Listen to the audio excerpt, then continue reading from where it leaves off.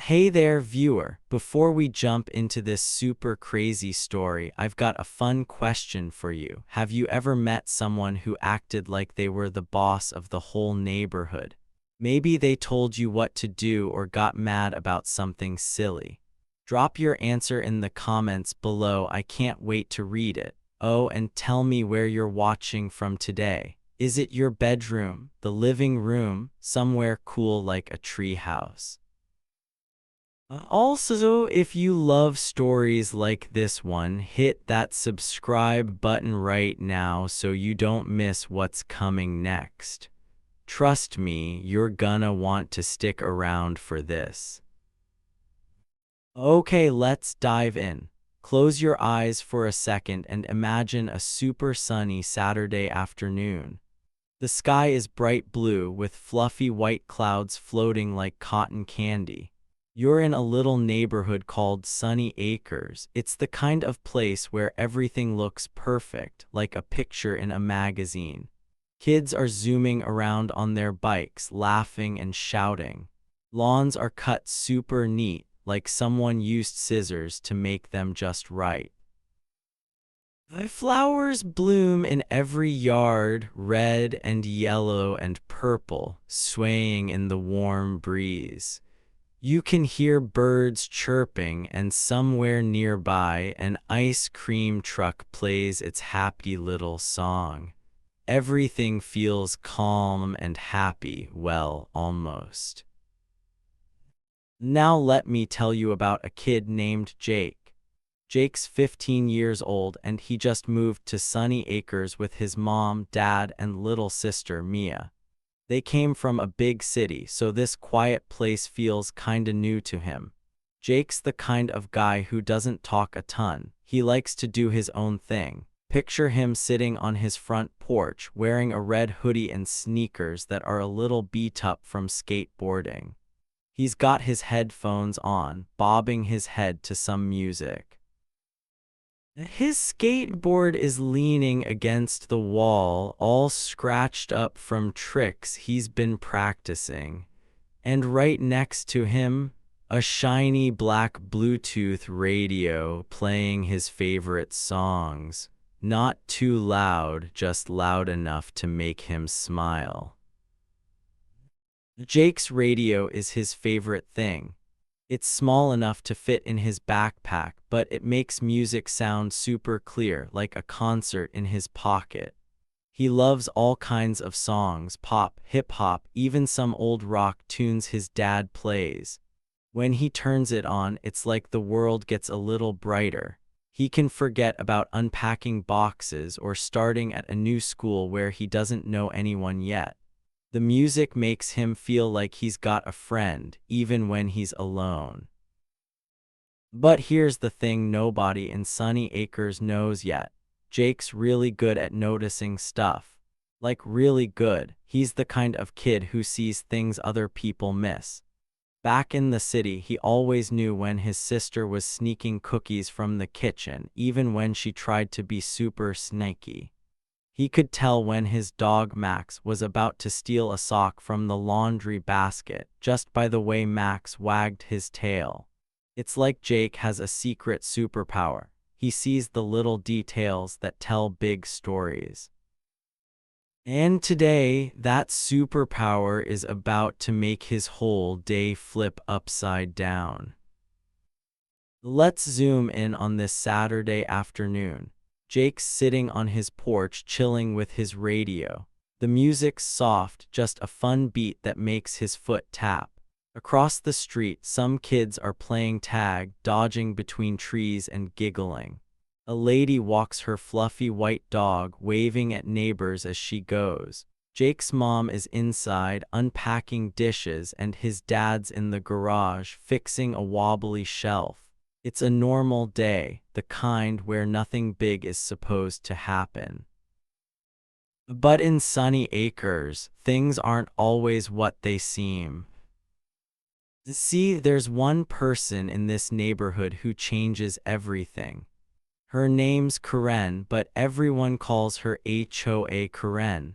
What's an HOA? It's like a club that makes rules for the neighborhood, like how tall your grass can be or what color your mailbox should be. Karen's the boss of it, and oh boy, does she love being in charge. She's tall, with short blonde hair that's always super neat, like she just left a hair salon. Now she wears bright dresses and big sunglasses, and she's always carrying a notebook where she writes down stuff she doesn't like. A kid's bike left on the sidewalk, she writes it down. A flower pot that's not centered, she writes it down. Someone's music playing, oh, you better believe she's writing that down too. Karen's house is right across from Jake's. It's the fanciest one on the street, with a big white fence and a lawn so perfect it looks fake. She's got signs in her yard that say things like keep off grass and no loud noises. The neighbors are kind of scared of her. If you break one of her rules, she'll knock on your door with a fake smile and hand you a note that says you're in trouble. Sometimes she even makes you pay a fine, like real money, for stuff like leaving your trash can out too long. Nobody likes it, but they're too nervous to argue. Karen's got a way of making you feel small, like you're doing everything wrong. Now Jake only been here a week, but he's already heard about Karen. His mom warned him to be careful. Just keep your music low, she said, and don't give her a reason to complain. Jake nodded, but he didn't really get it. How could one lady be such a big deal? He figured he'd just stay out of her way. Easy, right? Well, not today. As Jake sits there, tapping his foot to the music, he doesn't know that Karen's watching. She's standing on her porch, arms crossed, staring right at him. Her sunglasses hide her eyes, but her frown says it all. To her, Jake's radio isn't just music, it's a problem, a big one. She doesn't like new people, especially kids who don't follow every single rule. And Jake, he's new, he's got a skateboard and he's playing music. In Karen's book, that's 3 strikes already. Jake's music isn't even loud. You can barely hear it from the sidewalk. But Karen's ears are like a hawk's eyes. She hears everything. She steps off her porch, her sandals clicking on the pavement. She's coming closer and Jake doesn't notice yet. He's lost in his song, thinking about maybe trying a new skate trick later.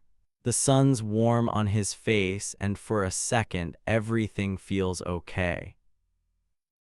Then a shadow falls over him. Jake looks up and there's Karen standing right in front of his porch. Her arms are still crossed and her frown's even bigger now. "Young man," she says, her voice sharp like a teacher who's mad. "What do you think you're doing?" Jake blinks, pulling off his headphones. Just listening to music," he says, confused. He turns the radio down even lower, thinking that'll make her happy. But Karen's not happy, not even close. "This is a quiet neighborhood," she says, pointing at his radio like it's a monster. "We don't need your noise ruining everything." Jake's eyebrows go up. "Noise? It's quieter than the kids playing down the street. It's not loud," he says, trying to stay calm. "I can barely hear it myself." Karen's eyes narrow. "Don't talk back to me," she snaps. "I'm in charge here and I say it's too loud."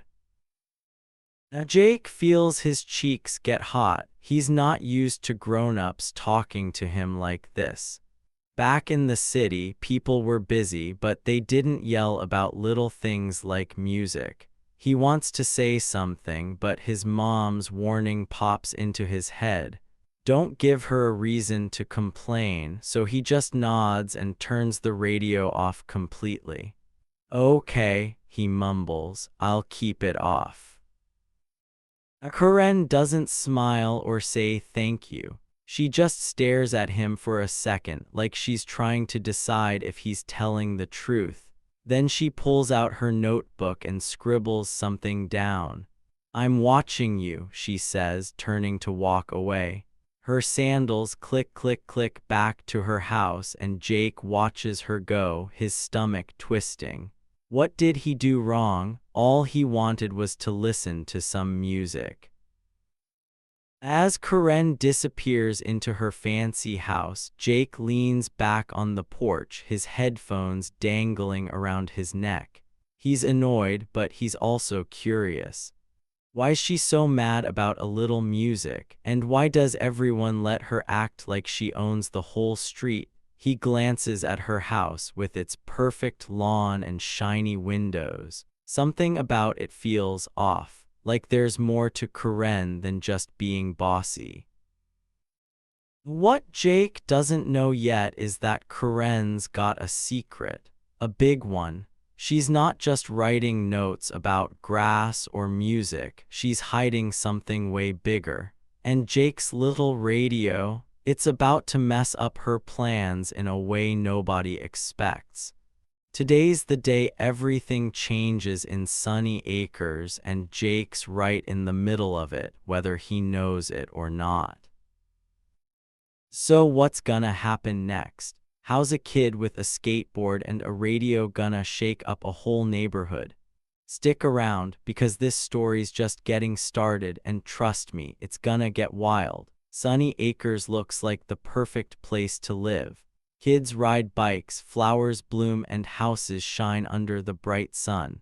But there's one big problem in this neighborhood, and her name is Karen. Not just any Karen, she's HOA Karen, the lady who acts like she's the boss of everything. HOA stands for Homeowners Association, which makes rules about stuff like how your yard should look or what you can do outside. Karen loves those rules. She loves them too much. She's the kind of person who walks around with a ruler to check if your grass is too tall. If your mailbox has a tiny smudge, she'll leave a mean note on your door. Forgot to roll your trash can in by noon. Oh boy, you're in trouble. Karen's got a sharp eye and a sharp tongue, and everyone's a little scared of her.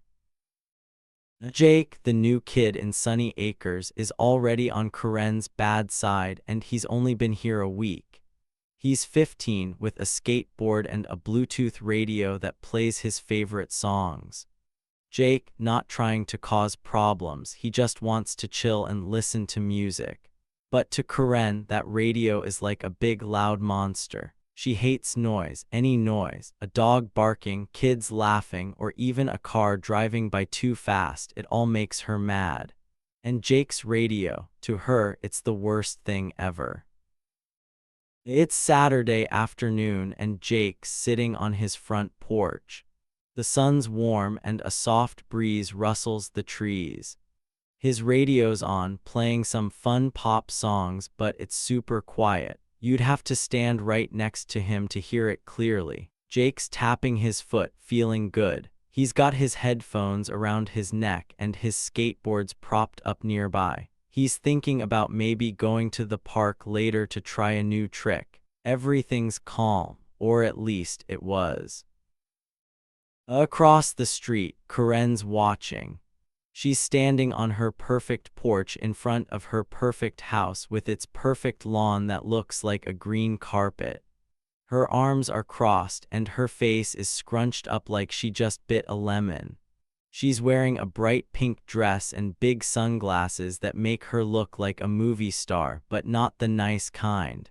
Karen's been keeping an eye on Jake ever since he moved in. She doesn't like new people, especially kids with skateboards and music. To her, Jake's trouble, and she's ready to prove it. Suddenly, Karen marches across the street. Her sandals go slap slap slap on the pavement, loud enough to make a squirrel scamper away.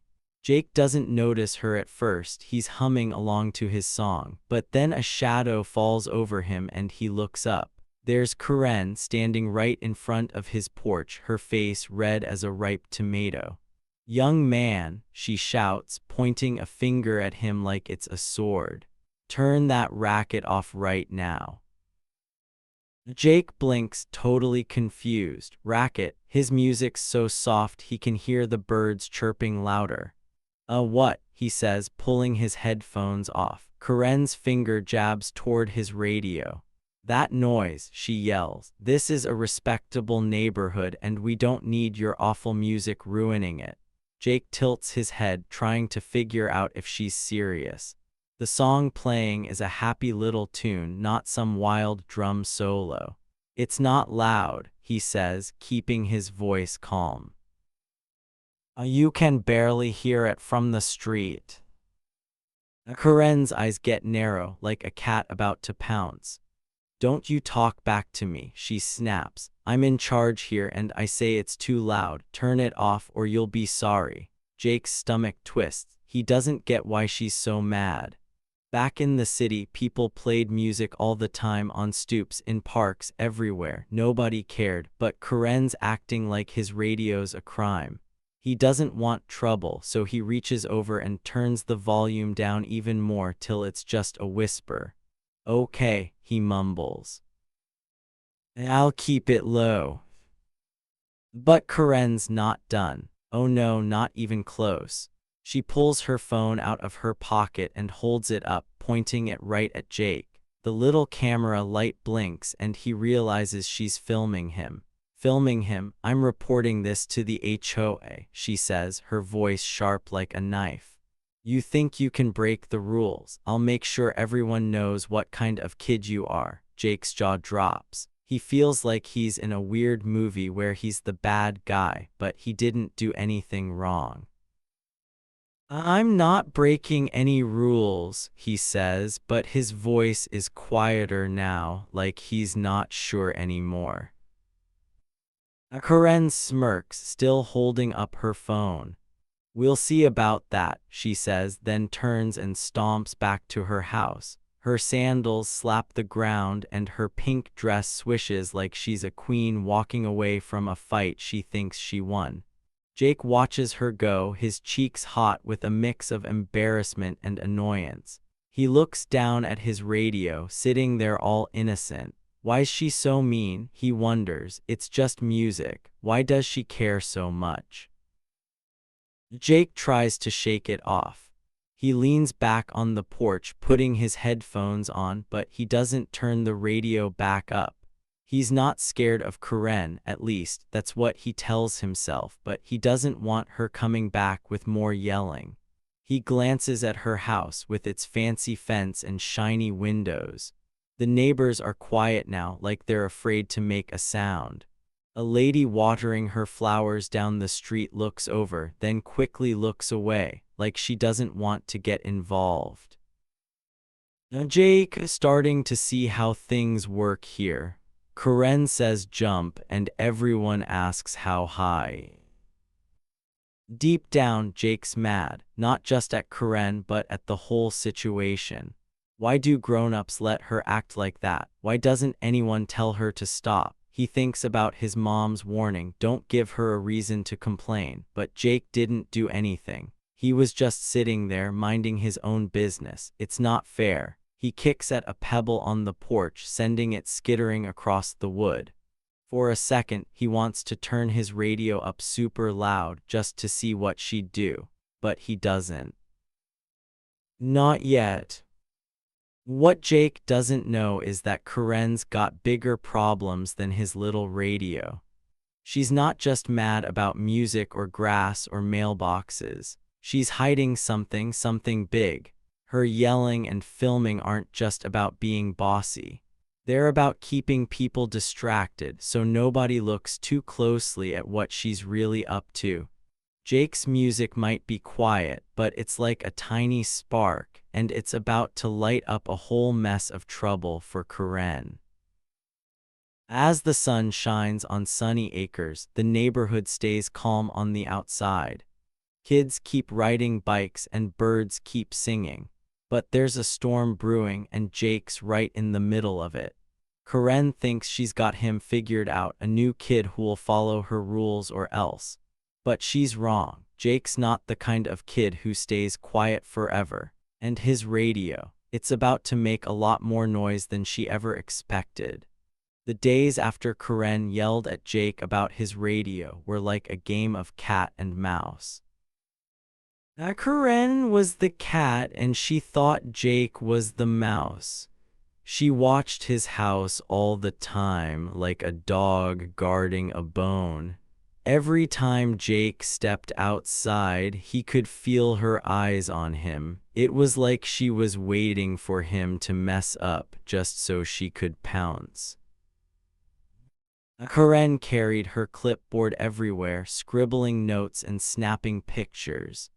If Jake's car was parked even a tiny bit over the line on the street, click, she'd take a photo. If his dog Max barked just once to say hi to a squirrel, Karen would whip out her pen and write something down. One time, Jake left a rake leaning against his garage for 10 minutes while he grabbed a drink of water. When he came back, there was a note taped to it. "Messy yard," it said in big, angry letters. Jake just sighed and put the rake away. He didn't argue, not yet. But Karen wasn't done. She started showing up at Jake's house more and more. One morning, Jake was outside watering his flowers. The sun was shining and he was humming a little tune, happy to be outside. Suddenly, he heard loud footsteps. He looked up and there was Karen marching down the sidewalk like she owned the whole neighborhood. Her face was red and her clipboard was tucked under her arm like a shield. She stopped right at Jake's mailbox and slap. She stuck a bright yellow piece of paper on it. "A violation," she shouted, so loud that a couple of neighbors poked their heads out their windows. "Your music is a problem and I'm fining you $200. Jake put down his watering can and walked over, calm as could be. He picked up the yellow paper and read it. It said his radio was too loud and broke the neighborhood rules. Jake scratched his head, confused. "Ma'am," he said politely, "I haven't played my radio since last Saturday. Maybe you heard someone else's music." Karen's eyes got narrow, like she was trying to stare a hole through him. "Don't lie to me," she snapped. "I know it was you, young man. You're nothing but a troublemaker." She spun around and stomped off, her shoes clacking on the pavement. As she walked away, Jake heard her muttering, "I'll call the cops if I have to." Jake watched her go, shaking his head. He didn't yell back or get mad. He just folded the yellow paper and tucked it in his pocket. Then he went back to watering his flowers like nothing had happened. But here's the thing, Jake wasn't worried at all, not even a little bit. While Karen was busy writing notes and fines, Jake was watching her. And he was starting to notice things that didn't add up. See, Jake wasn't like most people. He paid attention to details. Ever since he moved to Sunny Hills, he'd been keeping an eye on the neighborhood. At first, it was just to get to know the place. But then he started seeing Karen do some strange stuff. Late at night, when most people were asleep, Jake would sometimes look out his window. And there was Karen sneaking around in the dark. She wasn't just walking her dog or checking her mail. No, she was poking around other people's mailboxes, lifting the lids and peeking inside. Sometimes she'd even dig through trash cans at the curb, pulling out envelopes and papers. The first time Jake saw it, he thought maybe she was just nosy. Maybe she wanted to know what everyone was up to, but it kept happening night after night. Karen would creep from house to house, quiet as a shadow, looking for something. Jake started to wonder, what's she up to? It didn't feel right. One evening, Jake decided to take a closer look. He didn't follow Karen, that would have been too risky. Instead, he checked his own mailbox after she'd been by. He opened it up, expecting it to be empty. But there, tucked in the corner, was a tiny piece of paper he didn't recognize. It wasn't mail. It was a torn piece of a check with someone's name on it, not Jake's. His eyes got wide and his heart started to beat a little faster. Where did this come from, he thought. Did Karen leave it by mistake? Jake took the paper inside and looked at it under a light. The name on it was Mrs. Carter, an older lady who lived 2 streets over. Jake knew her. She was nice, always waving when he walked by with Max. Why would a piece of her check be in his mailbox? Jake's mind started racing. He didn't want to jump to conclusions, but he couldn't shake the feeling that Karen was up to something bad. The next day, Jake kept his eyes open even more. He started noticing other little things, like how Karen always seemed nervous when the mail truck came. She'd stand by her window, peeking through the curtains, watching the mail carrier like a hawk. Once, Jake saw her run outside right after the truck left, grabbing letters from her mailbox and hurrying back inside. It was weird, like she didn't want anyone to see what she got. Then there was the time Jake was walking Max in the evening. He passed by the neighborhood's big trash bins where everyone puts their garbage for pickup. Karen was there, standing by the bins, looking around to make sure no one was watching. When she thought she was alone, she opened a bag and started pulling out papers. Jake stayed quiet, hiding behind a tree with Max. He saw her stuff a couple of envelopes in her pocket before she walked away, whistling like nothing was wrong. Now Jake's stomach twisted. He didn't know exactly what Karen was doing, but it wasn't good. Stealing mail, taking checks, those were big deals, things that could get someone in a lot of trouble. But Jake didn't have enough proof yet. He needed to be sure. So he kept watching, quiet and careful, like a detective in a mystery book. Every time Karen came by his house with another note or fine, Jake stayed calm. He'd smile, nod, and say, "I'll take care of it, ma'am."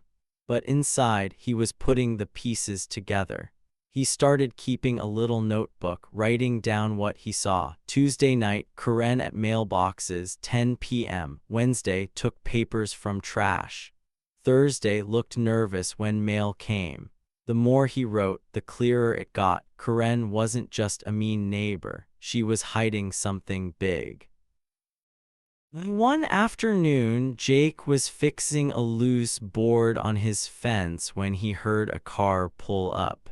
It was Tom, his next-door neighbor, looking upset. "Hey, Jake," Tom said, rubbing his head. "You ever have mail go missing? I was supposed to get a check from work, but it never showed up." Now Jake's ears perked up. "Missing, huh?" he said, trying not to sound too excited. "That's weird. Anyone else have that problem?" Tom nodded. "Yeah, Mrs. Carter said the same thing, and Mr. Lee down the street. We're all starting to wonder what's going on." Now Jake just smiled and said, "I'll keep an eye out." But inside, his brain was buzzing. Missing checks, Karen sneaking around, the torn paper in his mailbox. It was all starting to make sense. He didn't tell Tom what he knew, not yet. He needed one more clue, something solid, to prove what Karen was up to. That night, Jake sat by his window thinking hard. He wasn't mad at Karen, not really. But he didn't like bullies and he didn't like people who hurt others. If Karen was stealing from the neighborhood, someone had to stop her. and Jake had a feeling that someone was going to be him. He leaned back in his chair, looking at the stars outside. A tiny smile crept onto his face. Karen thought she was in charge, writing fines and yelling about rules. But she didn't know Jake was watching, and she didn't know he was about to find the one thing that would turn her whole world upside down. By the next weekend, Karen was madder than ever. She'd been watching Jake like a hawk all week, waiting for him to do something wrong. On Saturday morning, Jake was in his driveway fixing a flat tire on his car. His little Bluetooth radio was playing, but it was so quiet you could barely hear it unless you were standing right next to it. Jake was humming along, focused on his work, when he heard loud footsteps coming his way. Karen stormed across the street, her face red and her phone already in her hand. "That's it," she shouted, pointing at Jake like he'd done something awful. "I've had enough of you and that noisy radio. I'm calling 911 right now and you're done, mister." Now Jake looked up from his tire, wiping his sweaty hands on an old rag. He didn't look scared or mad. He just shrugged and said, "Go ahead, Karen, call them." His voice was calm, like he was talking about the weather. Karen smirked, thinking she'd finally won. She thought Jake was just a regular guy who couldn't fight back. She tapped her phone and dialed 911, talking fast and loud. "Hello? Yes, there's a man causing trouble in my neighborhood. He's playing loud music and breaking all the rules. You need to send someone right now to stop him." While Karen was yelling into her phone, she didn't see what was happening behind her. A police car was already parked at the end of the street, its lights off but its engine quiet. Two officers were walking toward Jake's driveway, their faces serious. One was tall with a shiny badge and the other was shorter, holding a notebook. Neighbors started peeking out their windows, curious about the commotion. Some even stepped onto their lawns to watch. Now Jake stood up, brushing dirt off his jeans. He saw the officers and gave them a friendly nod like they were old pals. "Hey guys," he said, his voice easy and relaxed. "Thanks for coming by." Karen froze, her phone still pressed to her ear. Her eyes darted from Jake to the officers and her mouth opened a little. What's going on?" she stammered, her voice wobbly now. She looked confused, like someone had just pulled a rug out from under her. The tall officer, whose badge said Daniels, stepped forward. He looked right at Karen and said, "Ma'am, we're not here for him." He pointed at Jake, who was standing there with his arms crossed, looking calm as ever. "We're here for you." Karen's eyes got huge, like two big marbles. Her face turned pale and she dropped her phone to her side. "Me," she squeaked. "That's silly. I'm the one keeping this neighborhood safe. I make sure everyone follows the rules." The neighbors, who were now gathered in a little crowd, started whispering to each other. They looked surprised, their eyes bouncing between Karen and Jake. Karen's hands shook a little, but she kept talking, trying to sound sure of herself. "This is a mistake, Jake, the one causing problems, not me." Now Jake tilted his head and a tiny smile crept onto his face. He didn't look mad or mean, just sure. Safe, huh? He said, his voice steady. If you're keeping things safe, Karen, then why have you been sneaking into people's mailboxes? Why are you taking their mail? The crowd gasped like they'd all sucked in a big breath at once. A few people covered their mouths and others leaned closer, not wanting to miss a word. Karen's face went from pale to white like she'd seen